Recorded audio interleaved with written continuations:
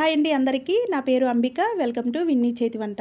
ఈరోజు విన్నీ చేతి వంటలో చికెన్ కర్రీని అస్సలు నీచు వాసన లేకుండా ఏ విధంగా తయారు చేసుకోవచ్చో చూపిస్తాను. ఒకసారి తప్పకుండా ట్రై చేయండి. చాలా సింపుల్గా తయారు చేసుకోవచ్చు. మరి వీడియోలోకి అయితే వెళ్ళిపోదాం. ముందుగా నేను ఇక్కడ ఒక 3/4 కేజీ వరకు చికెన్ని తీసుకుని దీన్ని ఒక 2-3 సార్లు శుభ్రంగా కడిగి ఒక గిన్నెలోకి తీసుకుని పక్కన పెట్టుకున్నాను.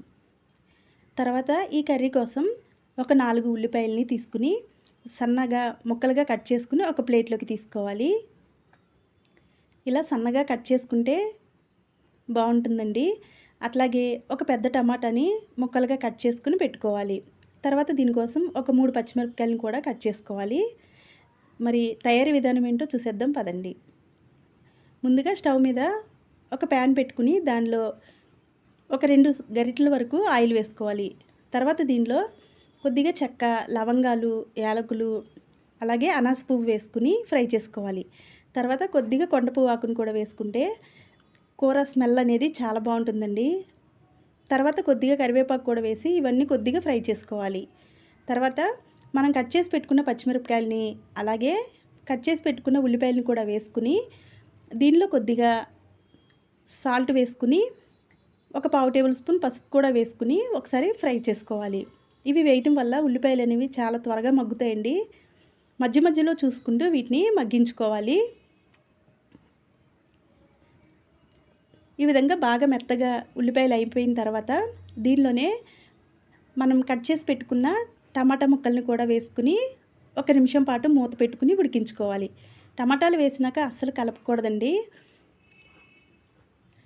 ఇలా అయితే టమాటాలు అనేవి చాలా త్వరగా మగ్గుతాయి. నేను ఇక్కడ 1 టేబుల్ స్పూన్ వరకు అల్లం వెల్లుల్లి పేస్ట్ వేసాను. ఆ వీడియో క్లిప్ అయితే మిస్ అయింది. మీరైతే వేసుకోండి. తర్వాత నేను కడిగి పెట్టుకున్న చికెన్ని కూడా వేసుకుని ఈ విధంగా ఒకసారి కలుపుకున్నాను.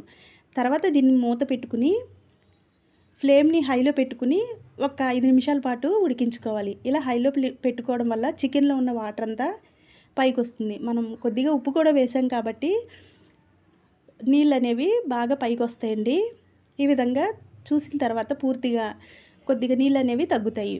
తర్వాత దీనిలో 1 టేబుల్ స్పూన్ ధనియాల పొడిని, ఒక 1/2 టేబుల్ స్పూన్ జీలకర్ర పొడిని, ఒక 2 టేబుల్ స్పూన్ల వరకు కారాన్ని వేసుకున్నాను. మీరు తినే కారాన్ని బట్టి మీరు చూసి అడ్జస్ట్ చేసుకోండి. తర్వాత ఇవన్నీ వేసిన తర్వాత ఈ విధంగా కలుపుకోవాలి. 1 నిమిషం పాటు ఇలా ఉంచితే ఉప్పు, కారం అవి చికెన్కి పడతాయండి. తర్వాత దీనిలో ఒక గ్లాసు నీళ్ళు పోసుకుంటే ఒకసారి కలుపుకుని ఈ విధంగా ఉడికించుకోవాలి. నీళ్ళు మరీ ఎక్కువ అయితే కూర టేస్ట్ అనేది బాగోదండి. ఈ విధంగా మూత పెట్టుకున్న తర్వాత దీన్ని ఒక 10 నిమిషాల పాటు మీడియం ఫ్లేమ్లో ఉడికించుకుంటే కూర అయితే రెడీ అయిపోయినట్లే.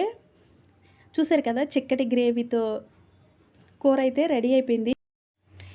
స్టవ్ ఆఫ్ చేసుకుని కూర సర్వ్ చేసుకోవటమేనండి. రైస్లోకి, చపాతీలోకి, దేనిలోకైనా సర్వ్ చేసుకోవచ్చు. చాలా అంటే చాలా బాగుంటుంది. ఒకసారి మీరు కూడా ఇదే విధంగా తయారు చేసుకుని మీకు ఎలా వచ్చిందో కింద కామెంట్ సెక్షన్లో కామెంట్ చేయండి. వీడియో నచ్చితే లైక్ చేసి మీ ఫ్రెండ్స్కి, రిలేటివ్స్కి షేర్ చేయండి. వీడియో ఫస్ట్ టైం చూస్తున్న వారైతే ఛానల్ని సబ్స్క్రైబ్ చేసుకోండి. అలాగే పక్కనే ఉన్న బెల్ ఐకాన్ని క్లిక్ చేస్తేనే మేము పెట్టే ప్రతి వీడియో మీకు నోటిఫికేషన్ రూపంలో వస్తుంది. Thank you for watching.